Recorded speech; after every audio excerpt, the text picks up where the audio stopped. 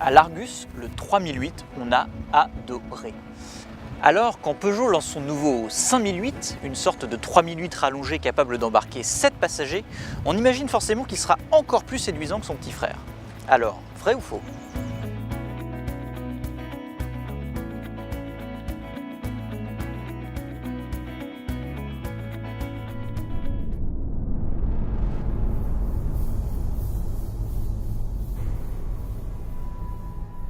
Alors, quand on vous dit que le 5008 est un 3008 rallongé, c'est vraiment le cas puisqu'il mesure 19 cm de plus en longueur, dont 16 cm sur l'empattement, et ça profite directement à l'espace arrière. Avec le siège reculé au maximum, on peut même quasiment tendre ses jambes, et on profite en plus de tablettes aviation, des stores latéraux et même d'une ventilation dédiée. C'est royal. Alors, le bel espace à l'arrière permet d'avancer suffisamment le second rang pour avoir de l'espace sur les places d'appoint. Alors bien sûr, ça reste du dépannage, mais sur ce point, le 5008 est un petit peu mieux loti que ses concurrents Skoda Kodiaq et Nissan X-Trail.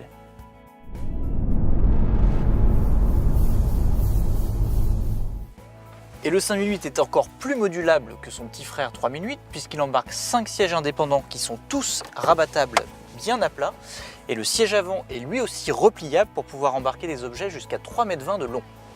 Mais rien qu'en 5 places, on a déjà un beau volume de 700 litres qui peut même grimper à 780 litres si on enlève complètement les sièges de 3e rang. Alors c'est un petit peu fastidieux, mais c'est faisable.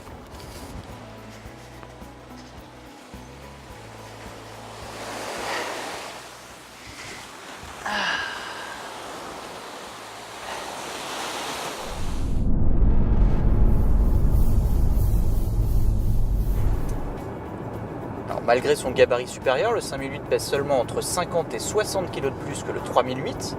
Du coup, on retrouve toutes les qualités du petit frère, à savoir des moteurs performants, même comme ici avec le petit 3 cylindres à essence de 130 chevaux, du moins à vide.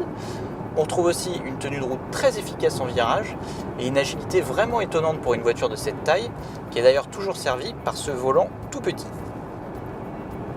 Alors, au volant, on n'est d'ailleurs pas dépaysé puisque le 5008 reprend la planche de bord du 3008. On retrouve donc cette fameuse console centrale enveloppante, cet écran tactile de 8 pouces commandé par ces basculeurs qui sont très esthétiques, ou encore les compteurs à affichage 100% numérique et entièrement personnalisables dès le premier niveau de finition.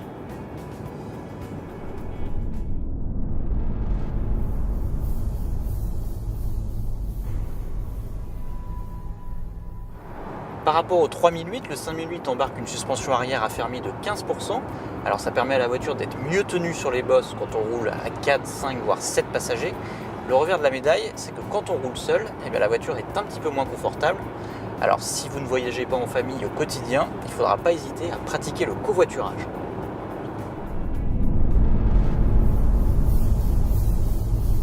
Et oui, malgré son allure de grand SUV et sa garde au sol annoncée à 23 cm, le 5008 ne dispose toujours pas de vraie transmission intégrale comme ses concurrents Skoda Kodiaq ou Nissan X-Trail.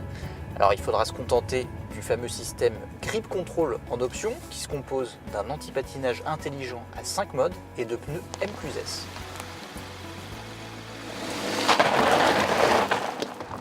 Alors ça permet au moins de prendre quelques chemins de terre comme celui-ci, même si il vaut mieux éviter les bosses, sinon ça secoue, voire de rouler sur la neige en meilleure sécurité.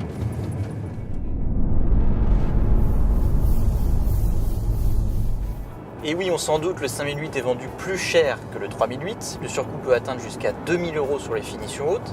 Alors ça porte le prix du 5008 à près de 37 000 € en finition allure avec le Blue HDI de 150 chevaux. Et si on veut la finition haute GT avec le Blue HDI de 180 chevaux, c'est presque 44 000 € qu'il faudra débourser. Du coup, le 5008 se retrouve placé un petit peu plus cher que ses concurrents directs, les Nissan X-Trail et Skoda Kodiaq. En contrepartie, il offre un équipement un petit peu plus généreux, dont vous retrouverez tous les détails sur le site web de largus.fr.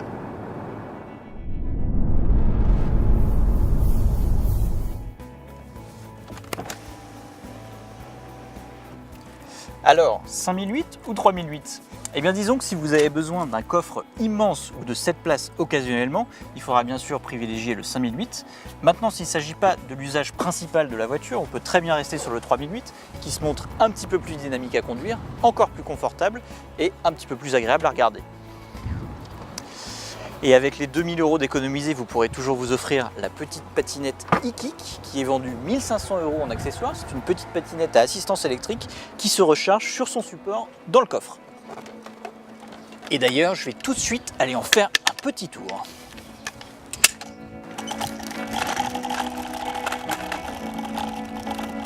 Et à très vite sur l'Argus.fr.